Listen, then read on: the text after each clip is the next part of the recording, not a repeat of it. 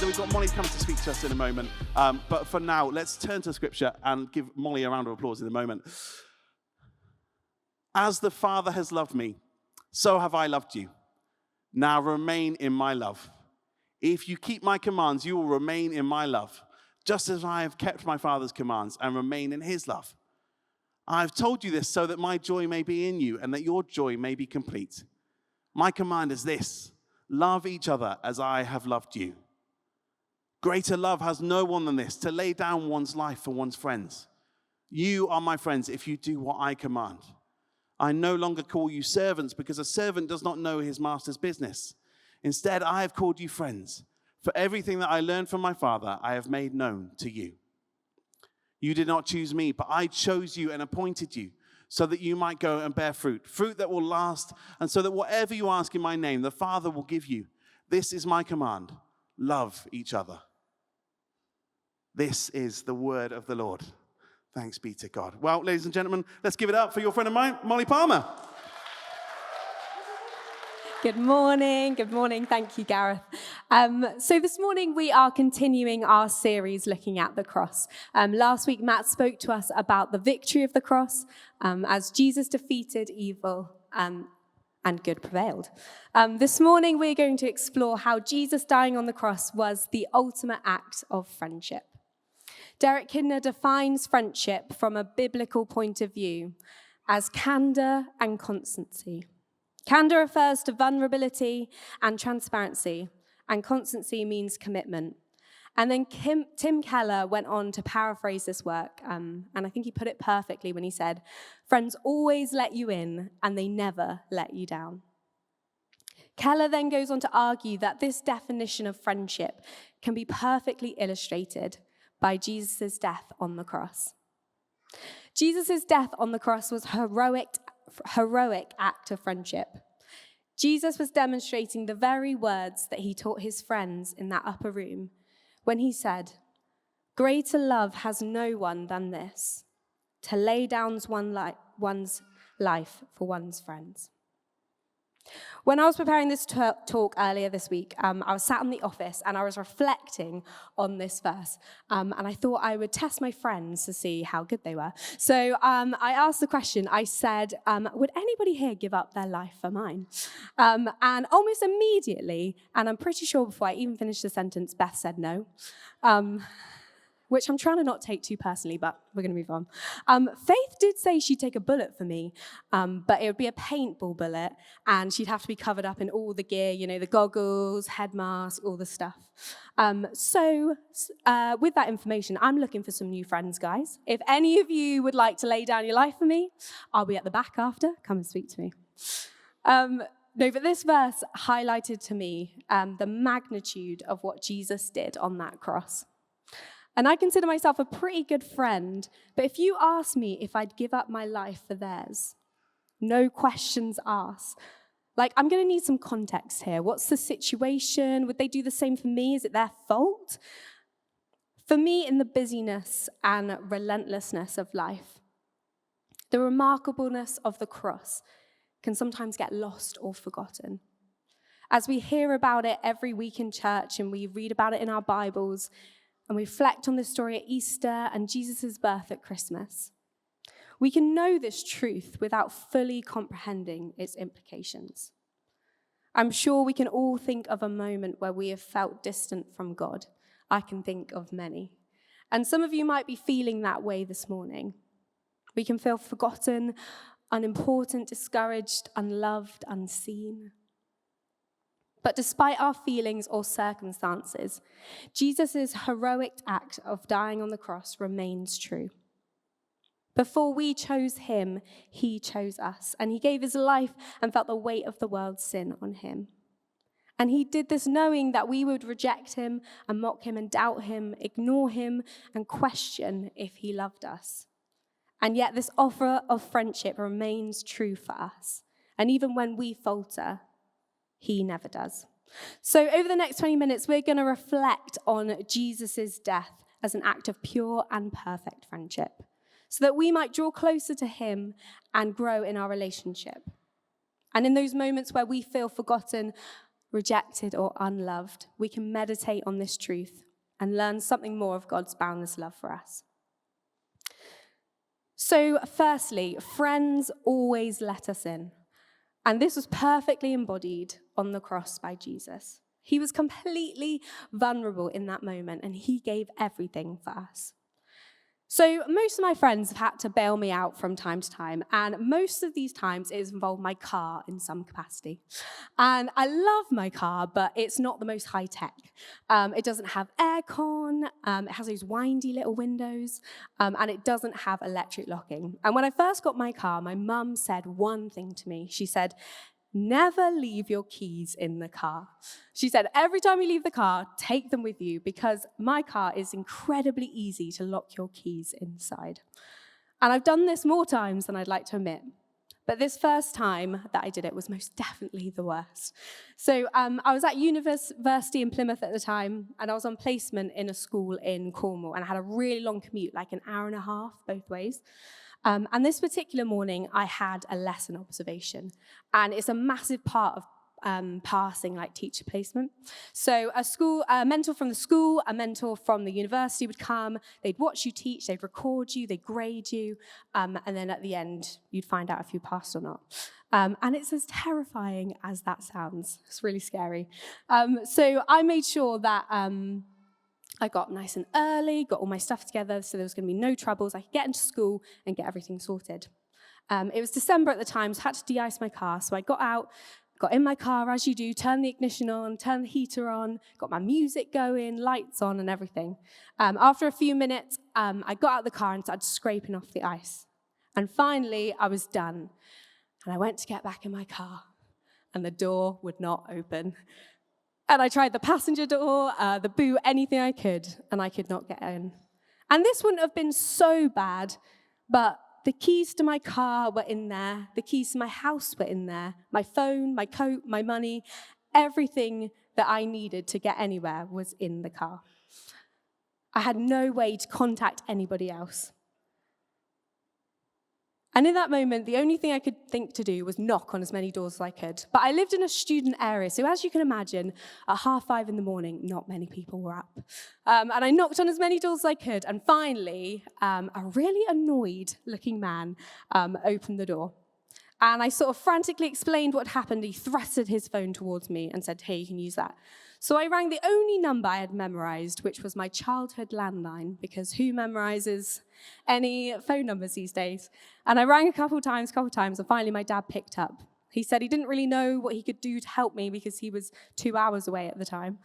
But he said he'd try and get in touch with Green Flag maybe, give them my reg and see if he could do anything. He hung up the phone. Then the student promptly took the phone back off me, wished me luck, and slammed the door in my face. At which point, I just sat down on the pavement, and I just broke down in tears, because I didn't know what else to do.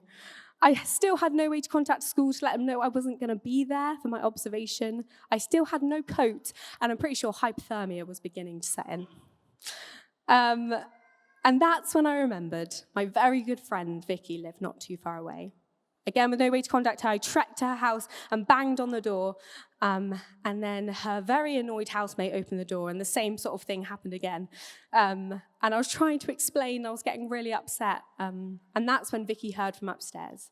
She came downstairs, and after laughing at me for quite a while, she did let me in. She made me a cup of tea. She let me borrow her phone. I rang the school. They found the whole thing hilarious. My dad said that Green Flag would be there in a couple of hours, so I just had to wait. And she could have gone back to bed, because it was only like 6 in the morning at that point, but she stayed up with me, she chatted with me, we had a great time. And then when the time came, she walked over to the car with me, with Billy Joel playing out for the whole street to hear. Honestly, it was so embarrassing. And the guy managed to jimmy my window down, and finally got in, and then she saw me on my way. Friends don't leave you out in the cold. They let you in and they look after you, even if this means sacrificing something of themselves. And this doesn't just look like letting people into our homes when they've stupidly locked themselves out of their cars, but it's about being open and vulnerable. In verse 15, Jesus said, "I no longer call you servants, because a servant does not know his master's business. Instead, I have called you friends, for everything that I have learned from my Father, I have made known to you. Jesus calls us friend. Now, I'm not surprised that that random guy didn't invite me in and make me a cup of tea because he'd never met me before. Although I did think it was a bit rude when he slammed the door in my face, so I will hold on to that. But my friend did because she knows me and she loves me. Jesus calls us friend, and he gave his life so that we might have one. Tim Keller used the imagery of his old boxing days at college, and might surprise you, but I'm not much of a boxer. But he said that the number one rule is you never put your hands down by your side. You always keep them up by your face, because if they're down by your side, you can't protect yourself. And we only have to look at Jesus on the cross. His hands were not just out to the side, but they were nailed there. How much more vulnerable could he be? And this was a physical reminder of the ultimate vulnerability of Christ on the cross. Another really clever man, Charles Spurgeon, described the cross like this. Jesus Christ looked down from the cross and saw all the people denying him and betraying him, forsaking him, and mocking him, and rejecting him. And in the greatest act of friendship in the history of the world, he stayed. So in those moments when we feel forgotten, unseen, or rejected, know that Jesus knows how that feels more than we ever could. And yet he still chooses to let us in, and he chose us. We can meditate on the story of the cross as an act of true friendship. We can grow in our friendship with God using this knowledge. And when we pray or read scripture or worship or serve God, we can come with this knowledge at the front of our hearts and minds. And when we're feeling distant from God, we can come back to this ultimate act of friendship. So firstly, Jesus lets us all the way in. And secondly, he never lets us down. This kind of assurance in other friendships is something we always hope for, but often isn't reality. No matter how good of a friend you are, or no matter how good your friends are, at some point, we're going to let each other down. I'm going to share with you my first story of heartbreak. And this isn't a story of romance, but a story of friendship. My friends have always been so important to me. I have 2 brothers, so they've always been more like sisters. And when I was in school, I was extremely painfully shy. Like, I'd never say anything, never put my hand up. I just wanted to fade into the background, not be seen, not be made fun of, and just coast through. But I always had like a really good group of friends who made everything better. And I had this group, there was 3 of us, and we've been friends since primary school, and we just moved up to year 7, so big stuff, big step. I'm sure you can all remember that, what that was like going to secondary school. And we did everything together. We walked to school together, had lunch, had sleepovers, made silly videos, and they just made everything better. Now, one of my friends, let's call her friend number 1 for the story, she was way more clever than me. So she was in like top set, and I was in like middle set. So she had a different group of friends that she made in this class, which, you know, was fine. I was okay with it. As long as she didn't become best friends with them, then all would be well. And one day she said that she was going to spend break time with them. And me and my other friend were like, bit strange, bit weird. But we made our peace with it because we still spent all of our time together. It was just one break time. Then the next week she said she was going to eat lunch with them. And then we started to get a little bit worried. You know, lunch, that's a big step, who you eat your lunch with at school. It says a lot. But again, it was just one lunchtime, so we sort of made our peace with it. And this sort of continued for the next few months, and it increased in frequency until we barely saw her at break or lunchtime at all. But we always walked to school together. We always had that. And we'd always done that since when we were in primary school and secondary school. And one morning, me and friend 2 were waiting in our normal spot for friend 1. She was a little bit late, but that's, you know, normal. Who isn't late for school sometimes? A few minutes passed, and we hadn't heard anything. I was checking my phone. She hadn't said she was ill or she wasn't coming. And that's when I heard the gaggle of girls coming down the hill who she was friends with from her other class. And I'd love to say that it didn't bother me that she was friends with them. And they were way more popular than me. They had like swishy fringes and like cool shoes and like, they were just really cool.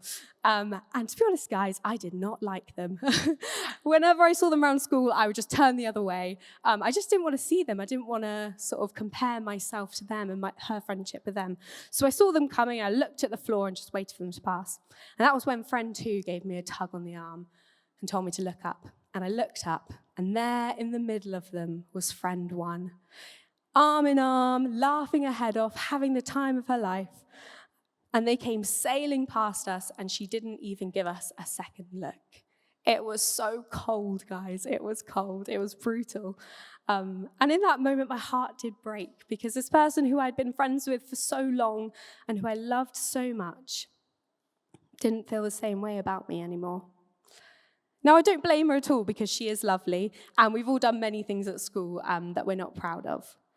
And I know that I am a flawed person, and that I will be a flawed friend because of that. Friendships are so important, but they're so fragile. They are fragile because we are imperfect. Even with the best of intentions, there will be a time when we can't or won't be good friends. There'll be a time when you don't have capacity to take on your friend's problems, or when you just physically can't be there. We're almost guaranteed to let somebody down at some point. But it's the fragility of these friendships that highlights the perfect constancy of the friendship of Jesus. In Lamentations 2, verses 22 to 23, we can read that the steadfast love of the Lord never ceases. His mercies never come to an end. There are new mercies every morning. Great is your faithfulness. There is nothing or no one who can separate us from the love of God. And God had such great love for us that he sacrificed his only son, who never did anything wrong, to take on all of the sins of the world. And he suffered unimaginable pain. He was mocked and taunted. This offer of redemption and friendship is constant and unbreakable. Even when we turn away, when we doubt, when we question, this remains. Very few things in life are guaranteed. Our feelings and circumstances and friendships are going to change. And if we try and fix our lives upon these things, then we're going to be left disappointed, hurt, and adrift. Feelings are unreliable, but the cross is true. Some research shows that we can have over 400 emotional experiences every day. And if you're anything like me, then you're thinking, well, it's got to be at least double that. From not wanting to do the dishes to getting road rage to smiling when you see a cute dog. Although every emotion we feel is real, because if you're experiencing that emotion, then it's real to you. And we should never deny our emotions or downplay them. However, our feelings do not equal truth. Just because I feel a certain way, it doesn't make it objectively true. Just because I feel like my friend hasn't texted me back because they don't care about me doesn't make it true. Just because I feel like I've done nothing wrong and you're just overreacting doesn't make that true either. Or just because I feel like God has forgotten about me and doesn't care about me doesn't make that true. Our emotions are important and valid and shouldn't be ignored, but ultimately cannot always be trusted to lead us to the truth. We need fixed facts which we know we can rely on in the good, in the bad times, and everything in between. Jesus' heroic act of friendship on the cross remains as true today as it did 2,000 years ago. His sacrifice for us is not limited to a certain place or a certain time. Because the steadfast love of the Lord never ceases. His mercies never come to an end. There are new mercies every morning. Great is your faithfulness. The friendship of Jesus is constant. And as we navigate life together with constant changes and uncertainties, we can trust in the steadfast truth of the cross. We can look to root ourselves in this truth every day, as we know what Jesus did for us on the cross never changes. This might look like finding a particular passage that speaks to you, like the one in Lamentations, for example, memorizing it, reading it every morning. It might look like praying to God and dedicating your day to Him, reminding yourself of that offer of friendship. It might look like you going on a prayer walk or singing a favorite hymn or song. What if, despite our circumstances or feelings, we started each day by meditating on Jesus' act of perfect friendship? In verse 12, Jesus says, "My command is this, love each other as I have loved you." Jesus has shown us what it means to truly love people, and He has shown us what it looks like to lay down our lives for someone else. And while we are not called to save each other, nor could we even begin to try, we are called to love each other. Rather, we are commanded to. And what better starting point can there be than the example of Jesus? He has shown us that He will always let us in, and He will never let us down. Imagine what would happen to our relationship with God, our friendships, our workplaces, our families, if they were rooted in this truth. Imagine what would happen to our friendships if we followed Christ's example and we were open, vulnerable, and consistent. Imagine what this church would look like if we were all striving to be friends like Jesus. And as we navigate life with its unpredictable ups and downs, we can trust in the sacrificial love of the cross. Jesus has shown us what it is to be truly loved, and what better foundation could there be for our lives than Jesus' heroic act of friendship on the cross? Would you like to stand?